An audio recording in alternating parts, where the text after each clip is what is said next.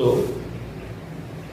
মানে সমস্ত সাপ্লাই ব্যাহত হচ্ছে। আপনারা দেখেছেন ধলাই জেলাতে প্রায় সবকটা রেশন শপ বন্ধ হয়ে যাওয়ার উপক্রম।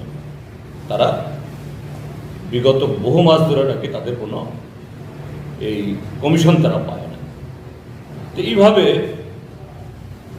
এই সরকার আসার পর বিগত 5-6 মাস ধরে একটা অভূতপূর্ব অভাব ত্রিপুরাতে গ্রাম পাহাড় রক্ষা করা গেছে। এটা নিয়ে সারা ত্রিপুরাতে আমরা সেদিন ব্লকগুলোর সামনে গণধর্ণা সংগঠিত করার জন্য আমরা আহ্বান জানিয়েছি। কিন্তু এই সময়েতে এই ধর্মনগর হোক আমাদের যে পার্টি অফিস, আপনারা যে আসার সময়টা দেখেছেন বা আগেও দেখেছেন, অতর্কিতে শাসক দলের কিছু লোক মোটরসাইকেলে এসে কোনো কথা নেই, বলা নেই, কওয়া নেই, আমাদের পার্টি নেতৃত্বের উপরে দৈহিক আক্রমণ, আসবাবপত্র ভাঙ্গা, একটা অরাজকতা তৈরি করে দিল। এবং গত 7 বছরে এটা 10বার দিন দুপুরে স্লোগান দিয়ে এসে, স্লোগান কি, অজুহাত কি, যে পহেলগাঁওয়ে সেখানে সন্ত্রাসবাদীরা আমাদের দেশের 140 কোটি মানুষের বিরুদ্ধে বা আমাদের এই সার্বভৌমত্ব ভাঙার বিরুদ্ধে যারা সে কাণ্ড ঘটালো, তার বিরুদ্ধে দল মত নির্বিশেষে আমরা ঐক্যবদ্ধভাবে যেখানে জোটবদ্ধভাবে মোকাবেলা করার কথা। আর এখানে এসে শাসক দল বলছে সিপিআইএম তার জন্য দায়ী। একটা অজুহাত খাড়া করলো জনৈক সজল চক্রবর্তী। হ্যাঁ, তিনি রাজনৈতিকভাবে বামপন্থী সমর্থক হতে পারেন, কিন্তু আমাদের পার্টির কোনো পদে তিনি নেই। তিনি সোশ্যাল মিডিয়াতে কি একটা পোস্ট করেছেন, কাজে সেই পোস্ট হওয়ার কারণে সিপিআইএম দায়ী। কাজে সিপিআইএমের কর্মীদের উপর আক্রমণ চালাতে হবে, পার্টি বেশে আক্রমণ হানতে হবে। এটা কোন ধরনের বিচার, কোন ধরনের গণতন্ত্র? এবং এই ঘটনা পরপর 10টি ঘটনা কোথায় হচ্ছে? ধর্মনগর, উত্তর জেলার সদর। আর কি সৌভাগ্য কি দুর্ভাগ্য, এই জেলা সদরের যে বিধানসভা কেন্দ্রটি ত্রিপুরার যে একজন বর্ষিয়ান রাজনীতিক, কোন দলের রাজনীতিক হিসেবে দেখা যায়, বর্ষিয়ান রাজনীতিক, এবং তিনি আমাদের ত্রিপুরা বিধানসভার বর্তমান মাননীয় অধ্যক্ষ।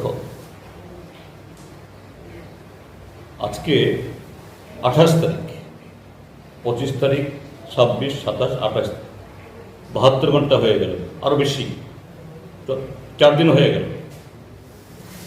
অতীতেও এরকম কোনো ঘটনায় তার তরফ থেকে নিন্দা ব্যাখ্যা নেই। এই ঘটনায়ও তার তরফ থেকে একটাও যে দুষ্কৃতী যারা ঘটনা ঘটালো তাদের বিরুদ্ধে কোনো ধরনের নিন্দা বা এই জাতীয় ঘটনা যাতে না ঘটে তার জন্য সাবধানবাণী দেওয়া দুর্ভাগ্যজনক ঘটনা। আমরা বলবো, এই ঘটনায় কি তিনি দায় এড়াতে পারেন? বরঞ্চ আমি বলবো, কেন এই যুবকগুলো, আমি আজকে এখানে এসে মিটিং করেছি, আমাদের জেলা মিটিং গেছে, এখানে আমাদের পার্টির সম্পাদক মহকুমার কমরেড রতন রায়, অভিজিৎ দে সকলে পরিচিত, এবং অভিজিৎ সেদিন ছিলেন এখানে প্রত্যক্ষদর্শী। তিনি না থাকলে আরো বড় ঘটনা ঘটে গেল। যারা এসছে সবাই খারাপ ছিল, খারাপ উদ্দেশ্যে এসেছিল, এ কথা বলবো না। কিছু এসে এই ঘটনা যাতে না হয় বাধা দেওয়ারও চেষ্টা করেছে, কিন্তু তাদের মধ্যে কয়েকজন এসে